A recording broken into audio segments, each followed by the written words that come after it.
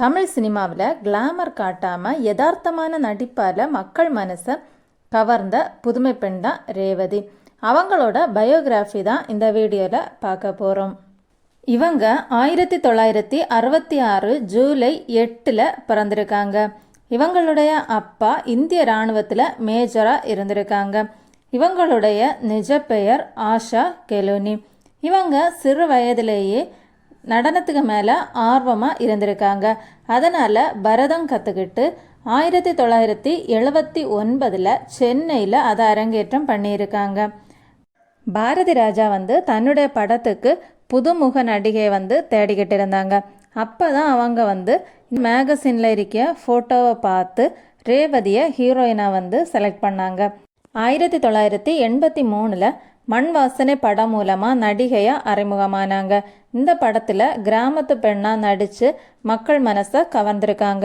இந்த படத்துக்காக இவங்களுக்கு ஃபிலிம்ஃபேர் அவார்டு கிடச்சிருக்கு. 1983 கட்டாதே கிளிக்கூடு அப்படிங்கிற படம் மூலமாக மலையாளம் ஃபிலிம் இண்டஸ்ட்ரிக்கு அறிமுகமாயிருக்காங்க.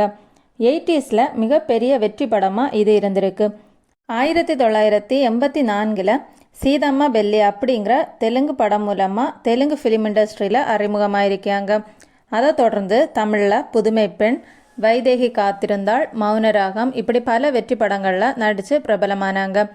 1986 கமல்ஹாசனுக்கு ஜோடியாக புன்னகை மன்னன் படத்தில் நடித்தாங்க.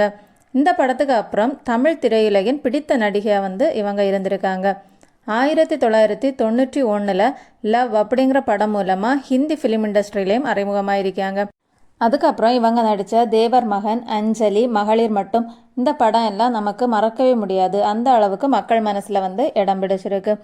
இதுக்கப்புறம் இவங்களுக்கு கொஞ்சம் கொஞ்சமாக பட வாய்ப்புகள் குறைய தொடங்கிச்சு. இவங்க 1988 சுரேஷ் மேனனை மேரேஜ் பண்ணியிருக்காங்க. 2002 2 பேரும் பிரிஞ்சிருக்காங்க. 2018 அவங்களுக்கு 5 வயசில் ஒரு பெண் குழந்தை இருப்பதாக தெரிவித்தாங்க. அது டெஸ்ட் பேபி அப்படின்னு சொல்லியிருக்காங்க. 2017 பாண்டி அப்படிங்கிற படம் மூலமாக திரும்ப ரீஎன்ட்ரி கொடுத்துருக்காங்க. அதுக்கப்புறம் 2019 ஜாக்பாட் இன்னும் சில படங்கள் நடிச்சிருக்காங்க.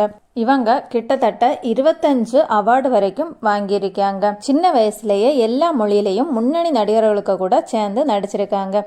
இவங்க ஒரு மாணவியாக நடிச்சிருக்காங்க, குடும்ப பெண்ணாக நடிச்சிருக்காங்க, சமூகத்தில் நடக்கும் தவறுகளை தட்டி கேட்கக்கூடிய புதுமை பெண்ணாக நடிச்சிருக்காங்க, கிராமத்து கதைக்களத்தில் நடிச்சிருக்காங்க. இப்படி பல வேஷத்தில் நடித்தாலும் இவங்க கிளாமர் காட்டாமல் நடிச்சிருக்காங்க. இந்திய சினிமாவிலேயே மறக்க முடியாத ஒரு நடிகையாக இருக்கவங்க தான் நடிகை ரேவதி. இவங்கள உங்களுக்கு பிடிக்கும்னா லைக் பண்ணுங்கள். இந்த வீடியோ உங்களுக்கு பிடிச்சிருந்துன்னா சப்ஸ்கிரைப் பண்ணுங்கள்.